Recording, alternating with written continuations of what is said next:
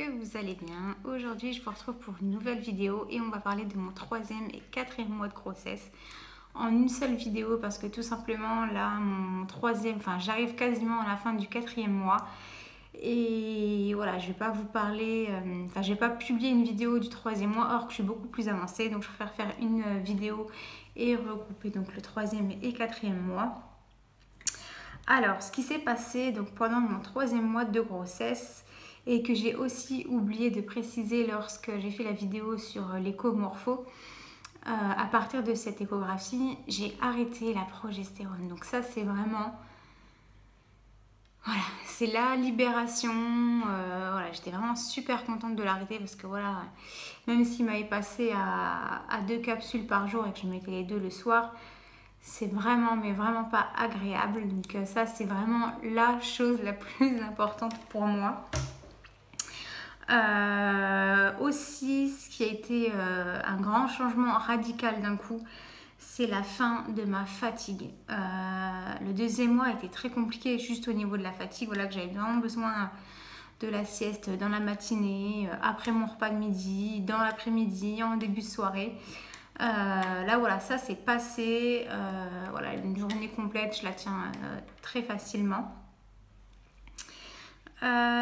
Qu'est-ce qu'il y a eu d'autre comme symptômes? Ah oui, j'éternuais tout le temps, tous les matins. Et ça me tuait le ventre. C'était mais horrible. J'avais l'impression qu'on me décrochait quelque chose dans le ventre. C'était mais juste horrible.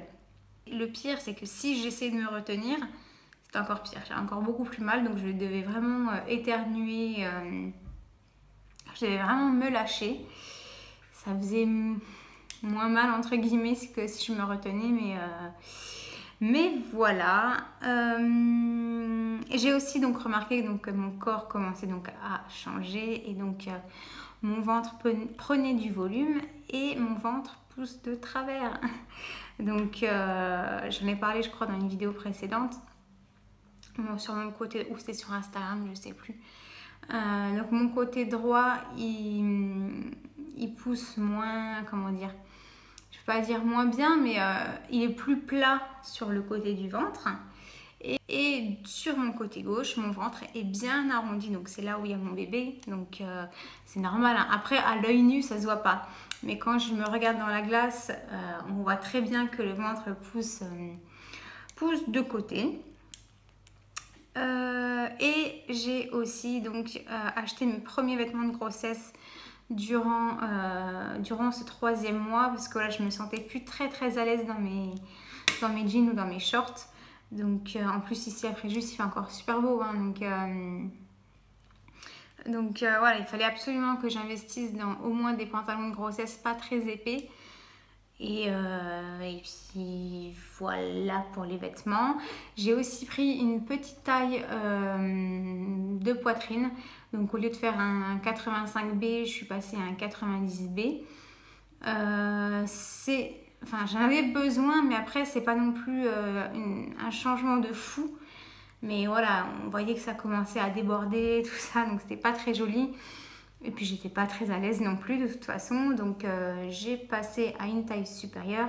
Mais vu que je ne bouge quasiment pas de la maison, j'en ai acheté qu'un et je le mets vraiment que quand je sors. De toute façon, quand je suis à la maison, je reste en pyjama. Donc voilà, et aussi la dernière petite chose, c'est les poils. Alors, le problème, c'est que donc on a du duvet sur tout le corps, on est bien d'accord. Au niveau de la ligne, vous savez donc voilà la ligne horizontale qu'on a sur le ventre. Mon duvet commence au niveau de cette ligne à foncer. Et donc le souci aussi que j'ai, c'est que donc quand je suis en culotte, au-dessus de la culotte sur 3-4 cm, j'ai tout un bandeau de poils noirs qui a poussé.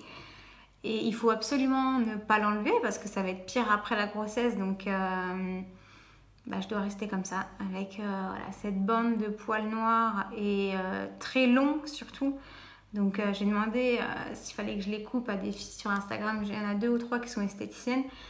Et elles m'ont dit, mais non, ne les coupes même pas parce que ça va être pire après. Tu restes comme ça, tu patientes. Ok, donc heureusement que je vais plus à la plage parce que voilà, c'est pas possible sinon. Donc, voilà pour ce qui est de ce 3e mois de grossesse. Donc là, voilà, je commence vraiment à bien profiter de cette grossesse avec cette fatigue qui est partie et la progestérone qu'on a arrêtée. Donc voilà. Je vous laisse, je tournerai dans quelques semaines, mais pour vous c'est tout de suite maintenant. Donc c'est parti, on continue. Bon, et bien voilà, le 4e mois s'est achevé hier. Donc ce qui s'est passé durant ce 4e mois, donc forcément mon passage aux urgences en début du mois. Ça va beaucoup mieux maintenant, je sais que c'est des contractions qui sont non douloureuses et qui ne posent aucun problème pour bébé. Donc je reste tranquille, je bouge pas beaucoup. Quand j'ai des courses à faire, on vient me chercher. Si vraiment c'est important ou quoi, je prends le volant. Mais je ne m'amuse pas à faire plus de 10 minutes de voiture. De toute façon, je supporte plus de toute façon. Donc voilà, bébé bouge vraiment toute la journée depuis le 24 octobre. Je le sens toute la journée. Voilà. Au début, je ne savais pas trop si c'était lui. Donc là, ça fait vraiment 15 jours où il me donnait des 3 coups le matin, 3 coups le soir. Après, au fur et à mesure, ça venait dans l'après-midi, mais j'étais pas sûre. C'était moins franc. Mais là, j'ai réussi à le filmer parce qu'à chaque fois, du coup, quand je sens mon ventre bouger, enfin que je sens une petite sensation, je regarde, ça bouge plus. Donc, sauf qu'un jour, j'ai vraiment réussi à le voir. J'ai pris le téléphone et j'attendais qu'il bouge. Sauf que ça a duré très très longtemps. Et puis un matin, j'ai senti un coup, j'ai vite pris le téléphone, j'ai réussi à l'avoir, mais c'est vraiment très très très léger. Donc voilà, tout ça va. Au niveau des contractions, je prends du space-fond quand vraiment je sens que mon ventre contracte de trop. De toute façon, je sais que maintenant, si je me mets sur mon côté gauche, avec mon coussin d'allaitement, je me cale bien et il n'y a plus aucune contraction. C'est vraiment quand je suis sur le dos. Et voilà, j'essaye d'être le moins possible, mais des fois, on ne réfléchit pas. Je suis devant la télé, qu'est-ce que je fais? Je me mets sur le dos. Donc, bon, c'est pas bien grave. De toute façon, les contractions ne jouent pas du tout sur mon col et bébé ne sent rien du tout. Donc, c'est le principal pour moi. Au niveau de mon poids, alors là, c'est une grande question parce qu'en fait, j'avais une balance qui affichait 47 kilos, je crois.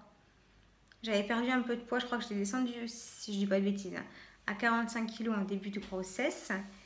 Et elle était toute foutue, elle était blanche, mais en fait, avec le soleil, elle a viré au jaune.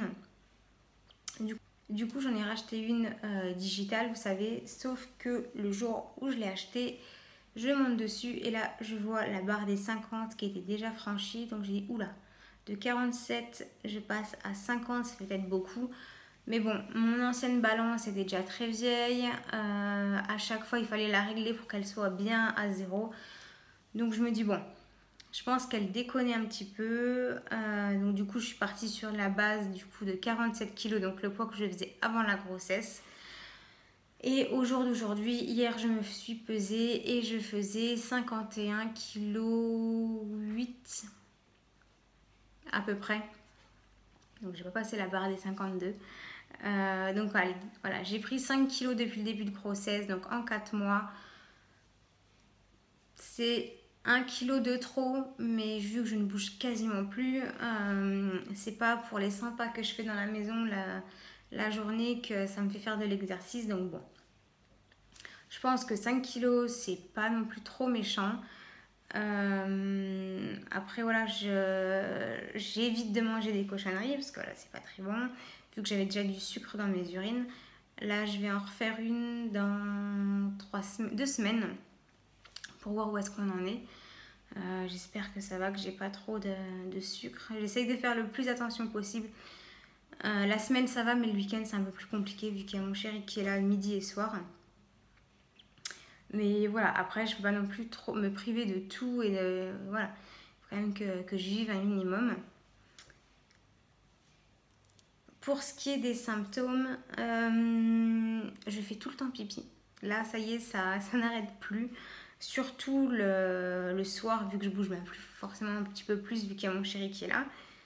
Et ben, toutes les 10 minutes, un quart d'heure, je suis aux toilettes. Donc des fois, il me dit, mais t'es où? Je dis, je fais pipi.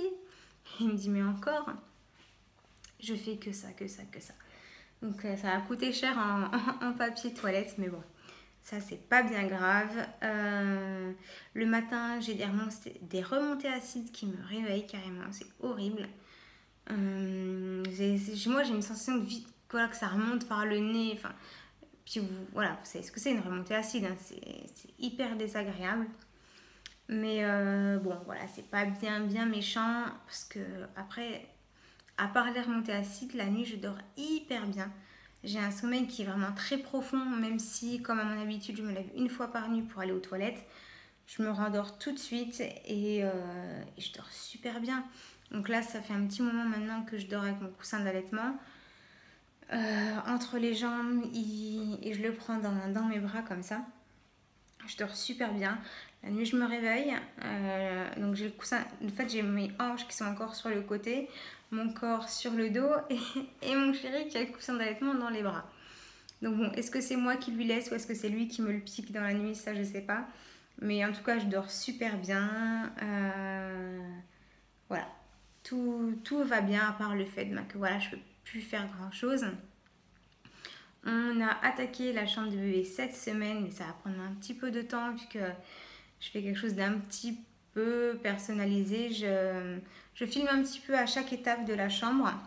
Donc quand elle sera finie et que je ferai un room tour, vous verrez vraiment l'évolution de la chambre. J'ai trop hâte qu'elle soit finie pour pouvoir commencer à ranger les petites choses. Et vraiment à acheter de la déco. Parce que tant que la déco ne sera pas faite, voilà, j'ai encore du mal à réaliser que ce bébé est là dans maximum 4 mois et demi. Donc voilà, j'ai trop hâte. Voilà pour ce qui est du 4e mois. Je pense que je n'ai rien oublié pour une fois. Et puis si j'ai oublié, je vous le dirai dans une prochaine vidéo. Je vous dis à vendredi prochain pour une nouvelle vidéo. Je vous laisse avec des petites images de mon bidon qui commence à vraiment bien se montrer. Je suis trop contente. Puis je suis fière, je suis fière de ce petit bidon qui prend forme. Donc voilà, je vous dis à vendredi prochain. Portez-vous bien. Bye bye.